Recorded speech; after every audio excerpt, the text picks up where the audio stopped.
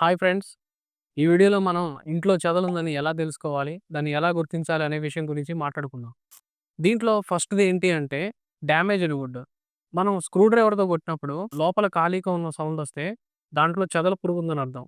Almost damage అయిపోయిందని అర్థం. Cupboards విషయానికొస్తే పైన డెకోలం బానే ఉంటది గానీ, లోపలవి ప్లైవుడ్‌ని మాత్రం పూర్తిగా తినేస్తాయి. ఈ చెదల పురుగు ఫస్ట్‌లో మనకి బయట కనిపించవు. లోపల మొత్తం తినడం అయిపోయిన తర్వాత అప్పుడు బయటికి కనిపిస్తాయి. సెకండ్‌దొచ్చేసి గోడల పైన మడ్ ట్యూబ్స్ కనిపించడం. వీటిని టెర్మైట్ ట్యూబ్స్ అని గూడా అంటారు. ఈ చెదల పురుగులు ఒక ప్లేస్ నుంచి ఇంకో ప్లేస్‌కి ఫుడ్ ట్రాన్స్‌పోర్ట్ చేసుకోవడానికి ఈ మట్టితో ఈ టనెల్స్‌ని కట్టుకుంటాయి. థర్డ్‌దొచ్చేసి టెర్మైట్ డ్రాపింగ్స్.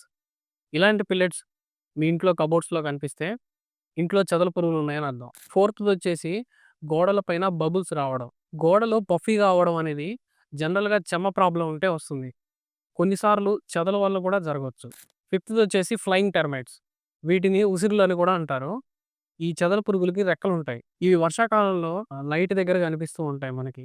ఇంటి చుట్టూ ఖాళీ స్థలాల్లో టెర్మైట్ కాలనీ ఉంటే వర్షం పడ్డప్పుడు ఇంకో ప్లేస్‌లో ఫ్రెష్‌గా కాలనీ స్టార్ట్ జేయడం కోసం ఈ రెక్క పురుగులు ఎగిరి కొత్త ప్లేస్‌లో పడతాయి. మీ ఇంటి ముందు లైట్ దగ్గర ఈ పురుగులు కనిపించాయంటే దాని మీనింగ్ మీ ఇంట్లో కొత్తగా కాలనీ స్టార్ట్ చేస్తున్నాయని అర్థం. పైన చెప్పిన వాటిలో ఒకటి కనిపించినా సరే లేట్ చేయకండి.